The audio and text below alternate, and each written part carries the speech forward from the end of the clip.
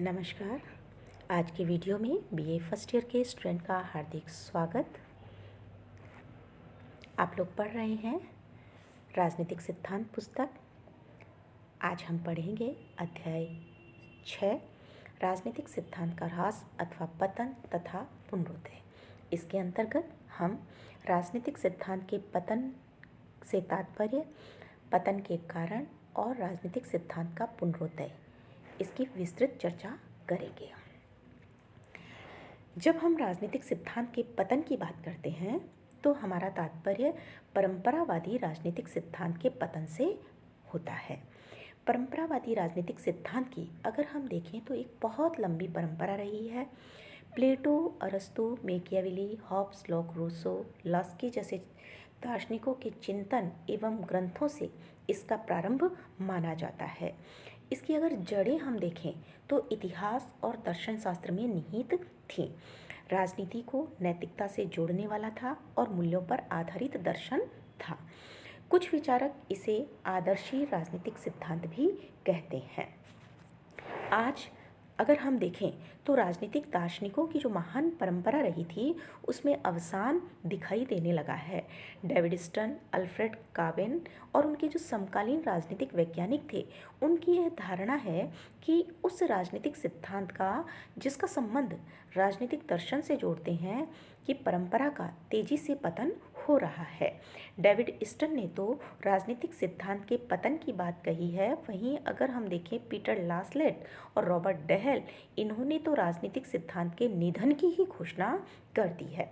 Oxford जैसी जगहों पर जहाँ कि परंपरागत राजनीतिक सिद्धांत का पालन पोषण हुआ था, आज वहाँ ये सुनने को मिलता है कि राजनीतिक सिद्धांत मृत प्राय हो चुका है अथवा पतन की प्रक्रिया से गुजर रहा है। राजनीतिक सिद्धांत के पतन के जो कारण हैं वो निम्नलिखित कहे जा सकते हैं। उसमें पहला है महान राजनीतिक दार्शनिकों की परंपरा का अवसान। जैसा कि हमने अभी पढ़ा, प्लेटो से लेकर मार्क्स तक जो भी राजनीतिक विचारक हुए, इन्होंने उल्लेखनीय राजनीतिक दर्शन प्रस्तुत किए और इनके बाद कोई भी ऐसा राजनीतिक दार्शनिक पैदा नहीं हुआ। वस्तुतः राजनीतिक दार्शनिकों की जो महान परंपरा थी उसका चूंकि अवसान हो गया था, इसलिए राजनीतिक सिद्धांत का पतन होना भी स्वाभाविक हो गया था। दूसरा है राजनीति शास्त्र को विज्ञान बनाने का प्रयास। राजनीतिक सिद्धांत के पतन का दूसरा कारण यह भी माना गया कि सेकेंड वर्ल्ड वार के बाद जो नव राजनीति शास्त्री थे उन्होंने राजनीति शास्त्र को विज्ञान बनाने की चेष्टा करनी शुरू कर दी। और जब राजनीति को विज्ञान बनाने की चेष्टा में सब लोग लग गए तो फिर हम सोच सकते हैं कि राजनीतिक सिद्धांत का निर्माण कैसे हो सकता है, क्योंकि राजनीतिक सिद्धांत का जो आधार है वो दर्शन है, विज्ञान नहीं। अगला है व्यवहारवाद का उदय। सेकेंड वर्ल्ड वार के बाद व्यवहारवाद जो था उसका उदय हुआ। व्यवहारवाद का आधार नई अनुभववादी प्रविधियां हैं, जिनमें कि हम साक्षात्कार पद्धति, सर्वे पद्धति, सांख्यिकी पद्धति को जान सकते हैं। इन नवीन पद्धतियों के कारण चिंतन और अनुसंधान जो थे उनको अलग करना सहज नहीं हो गया।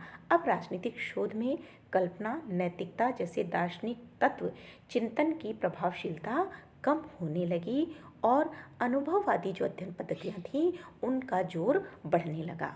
अगला है तथ्यों के संकलन पर जोर। राजनीतिक सिद्धांत जैसा कि हमने पढ़ा मूल्यपरक होता है। परंपरावादी राजनीतिक सिद्धांत तो पूरी तरीके से मूल्यपरक था, लेकिन अब मूल्यों के स्थान पर जो व्यवहारवादी क्रांति हुई उसके पश्चात मूल्यों के स्थान पर तथ्यों के संकलन पर बल दिया गया। आज यह स्थिति है कि तथ्यों पर आधारित राजनीतिक सिद्धांत के निर्माण की मनोवृत्ति जो है वो बहुत ज़्यादा बढ़ती जा रही है। जो लोग ये कहते हैं कि राजनीतिक सिद्धांत मर चुका है, वे यह भी कहते हैं कि राजनीति विज्ञान को अपनी संपूर्ण शक्ति के साथ तथ्यों का अध्ययन करना चाहिए, मूल्यों की उपेक्षा करते हुए। चूँकि तथ्यों के अध्ययन पर जोर दिया गया, यह भी परंपरागत स्वरूप वाले राजनीतिक सिद्धांत के पतन का कारण बना। अगला है इतिहासवाद की बढ़ती हुई प्रवृत्ति। कुछ विद्वानों का यह भी मानना है कि इतिहासवाद की बढ़ती हुई जो प्रवृत्ति थी, इसके कारण भी राजनीतिक सिद्धांत का पतन हुआ है। इससे नवनिर्माण नहीं हुआ है। प्लेटो, अरस्तु से लेकर 19वीं शताब्दी तक राजनीतिक सिद्धांत की जो भूमिका थी वो रचनात्मक रही, और इसका अर्थ यही था कि राजनीतिक जो चिंतक थे वो अपने समय की घटनाओं का यथार्थ मूल्यांकन कर यह निर्देशित करते थे कि सामाजिक राजनीतिक घटनाओं को कौन सी दिशा दी जानी चाहिए, अर्थात क्या होना चाहिए। राजनीतिक सिद्धांत का यह स्थान जो है अब राजनीतिक विचारों के इतिहास ने ले लिया, और जो रचनात्मक भूमिका थी वो चूंकि त्याग दी गई, इसलिए भी राजनीतिक सिद्धांत का पतन शुरू हो गया।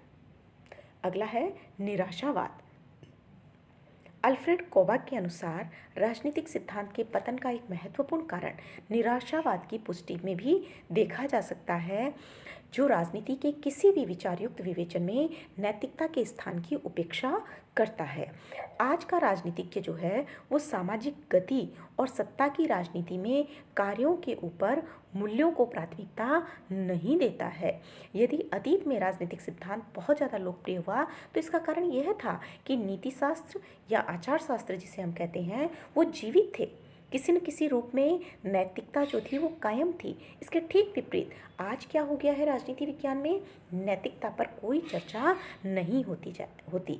इस बात पर कोई जोर नहीं दिया जाता कि इसे कैसा होना चाहिए, और मेरे विश्वास में इसका कारण यह है कि यह विचारों के दो तरीकों से दब गया है जिनका इसकी नैतिक अंतःवस्तु पर घातक रूप से प्रभाव पड़ा है। तो हम ये कह सकते हैं जो निराशावाद ने जन्म लिया उसने भी राजनीतिक सिद्धांत के पतन में अहम भूमिका निभाई। नेक्स्ट है अनुभववाद। 20वीं शताब्दी को अति तथ्यवाद का युग कहा जाए तो कोई अतिशयोक्ति नहीं है। अब राजनीतिक सिद्धांत की प्रतिष्ठा कम हो गई और अधिक से अधिक विद्वान जो थे वो अनुभव पर जोर देने लगे। अब क्या हो गया कि जो अनुसंधान भी हुए वो अनुभव आधारित तथ्यों पर हुए, अधिक से अधिक तथ्यों को एकत्र किया जाने लगा। अति तथ्यवाद से जो निष्कर्ष निकले वे मात्र सामान्यीकरण निष्कर्ष हुए। जिस ढंग से अनुसंधान में तथ्य का जोर बढ़ता गया उससे भी राजनीतिक सिद्धांत की प्रतिष्ठा में कमी आई। अगला है राजनीति मात्र शैक्षणिक अध्ययन। आज राजनीति जो है वो मात्र शैक्षणिक अध्ययन का विषय बनकर रह गई है। अगर हम देखें तो प्राचीन समय में जो राजनीतिक सिद्धांत था वो व्यवहारिक था। जो चिंतक हुआ करते थे वो दलीय व्यक्ति थे, राजनीति में स्वयं भी भाग लेते थे और अपने व्यवहार को सिद्धांत के साथ समायोजित करते थे। अतीत में राजनीतिक सिद्धांत का जो अध्ययन था वो ऐसे लोगों का कार्य होता था जो कि व्यवहारिक राजनीति से गहरे रूप से जुड़े हुए थे। आज इसका प्रतिकूल हो चुका है। अब यह एक शैक्षणिक विषय मात्र बनकर रह गया है। राजनीति विज्ञान चूँकि सिद्धांत से अलग हो गया है इसलिए भी इसके महत्व में कमी आई है। अगला और अंतिम है विचारधाराओं का बढ़ता हुआ प्रभाव। जर्मिनो जैसे जो विद्वान हैं वो राजनीतिक सिद्धांत के पतन का एक महत्वपूर्ण कारण मानते हैं। 20वीं शताब्दी के पूर्वार्ध में जो बहुत ज़्यादा विचारधाराएं आइडियोलॉजी जो बढ़ी हैं उसके कारण भी राजनीतिक सिद्धांत के महत्व में कमी आई है। नई नई विचारधाराएं, नए नए विचार और उनसे परंपरागत जो राजनीतिक सिद्धांत था वो काफ़ी प्रभावित हुआ है। संक्षेप में अगर हम कहें तो 20वीं जो शताब्दी थी उसमें परंपरावादी जो स्वरूप वाली राजनीतिक सिद्धांत था उसका पतन होने लगा, और इसके कारण जैसे कि हमने अभी पढ़े राजनीति को विज्ञान बनाने की प्रवृत्ति, व्यवहारवाद का उदय, तथ्यों के संकलन पर जोर, इतिहासवाद की बढ़ती हुई प्रवृत्ति, निराशावाद, अनुभववाद और विचारधाराओं का बढ़ता हुआ प्रभाव। फिर भी यह कहना समीचीन प्रतीत होता है कि परंपरावादी राजदर्शन की जो परंपरा थी वो एकदम समाप्त नहीं हुई है। सिर्फ अंतर यह आया कि पश्चिमी देशों में इसका प्रभाव जो था वो सीमित हो गया।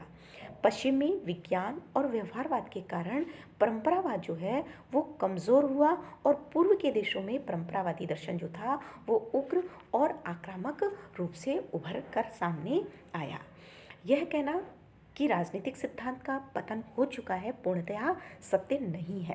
अपनी दुर्बलताओं के बावजूद राजनीतिक सिद्धांत आज भी जीवित है और नए जोश के साथ पुनः आगे की ओर अग्रसर हो रहा है। 20वीं शताब्दी में अगर हम देखें तो जो भी संकट आए हैं उनमें उन राजनीतिक विचारों में अत्यधिक अभिरुचि जागृत की है। सामाजिक और राजनीतिक प्रश्नों पर जो सिद्धांतकार हैं वो भी रुचि लेने लग गए हैं। अनुभववादी सिद्धांतकारों ने परंपरावादी सिद्धांत और दर्शन की प्रतिष्ठा को हालांकि ठेस पहुंचाई, स्वयं बौद्धिक दृष्टि से बांझ साबित हुए। यानी भले ही उन्होंने परंपरावादी दर्शन की प्रतिष्ठा को नुकसान पहुंचाया है, लेकिन वे खुद भी कोई करिश्मा नहीं कर पाए। अनुभववादी रचनाएं जो हैं वो परंपरावादी राजनीति शास्त्रियों की रचनाओं की तुलना में श्रेष्ठ साबित नहीं हो पाई हैं। आज भी अगर हम देखें तो प्लेटो, अरस्तु, Aquinas, Hobbes, Locke, Rousseau, Bentham, Mill, Marx, इनकी रचनाएं जो हैं किसी भी व्यवहारवादी आनुभविक रचनाकार की रचना से कहीं भी कमज़ोर प्रतीत नहीं होती है। आज पश्चिम में परंपरावादी राजनीतिक सिद्धांत की निरंतरता के जो प्रतिनिधि विचारक हैं माइकल ऑक्सफोर्ड, हन्ना अरेंट, लियो स्ट्रॉस, ये माने जाते हैं। इनके चिंतन में हमें दर्शन की और मूल्यों की भी झलकियां देखने को मिलती हैं। 1950 के दशक में डेविड स्टन ने राजनीतिक सिद्धांत के पतन के बारे में जो भी तर्क प्रस्तुत किए थे उनका खंडन इसिहा बर्लिन ने प्रबल तर्कों के साथ किया है और वह ये सिद्ध करना चाहते हैं कि राजनीतिक सिद्धांत जो विषय है वो आज भी एट प्रेजेंट विद्यमान है। बर्लिन का यह भी कहना है कि राजनीति केवल उसी समय में विद्यमान होती है जहां हितों का आपसी टकराव होता है। मार्क्स ने जिस भावी समाज की कल्पना की थी उसमें राजनीति का अंत संभव हो सकता है, लेकिन उदारवादी व्यवस्था में इसकी कोई भी संभावना नहीं नजर आती। राजनीतिक सिद्धांत के उत्कर्ष की दिशा में सबसे ज़्यादा योगदान शिकागो विश्वविद्यालय के प्रोफेसर लियो स्ट्रास का रहा है। उनका कहना है कि यद्यपि राजनीतिक सिद्धांत का पतन और निधन जो है वो शायद इस स्थिति में आ गया है, लेकिन यह कभी भी पूर्णतः समाप्त होने वाली स्थिति नहीं कही जा सकती, क्योंकि लियो स्ट्रास का जो सिद्धांत है वो निश्चयवाद, इतिहासवाद और इन सब से अलग हटकर स्वप्न लोकीय राजनीतिक दार्शनिक की भांति प्रस्तुतिकरण है। एक महान सामाजिक और राजनीतिक विचारकों के बारे में उनका अध्ययन इतना गहरा है कि उसके वक्तव्य भी इतने प्रभावपूर्ण हैं कि आधुनिक युग में उसे अगर हम आदर्शी राजनीतिक सिद्धांत के उत्कर्ष के लिए अगर हम संघर्षकर्ता के रूप में कहें तो यह भी कहीं किसी प्रकार की अतिशयोक्ति नहीं होगी। संक्षेप में हम ये कह सकते हैं कि दर्शन के क्षेत्र में जो क्रांति हुई उससे राजनीतिक सिद्धांत कहा जाने वाला एक व्यापक दार्शनिक विषय जो था वो उभर कर सामने आया। शैली में विश्लेषणात्मक है, रीति विधान, संकल्पनाओं के स्पष्टीकरण और तार्किक निश्चयवादियों के विपरीत राजनीतिक मूल्यांकन से यह संबंधित है। और आज के जो महान विद्वान हैं जैसे कि जॉन रॉल्स, नॉजिक, इन्होंने नए जीवन का राजनीतिक सिद्धांत में संचार किया है। इसलिए यह कहना गलत होगा कि राजनीतिक सिद्धांत मृत हो चुका है, अर्थात राजनीतिक सिद्धांत जो है उसका निधन हो चुका है। वास्तव में अगर हम देखें तो राजनीतिक सिद्धांत का जो पतन है वो पतन नहीं हुआ है, बल्कि एक नवीन रूप में इसका पुनरोदय हुआ है।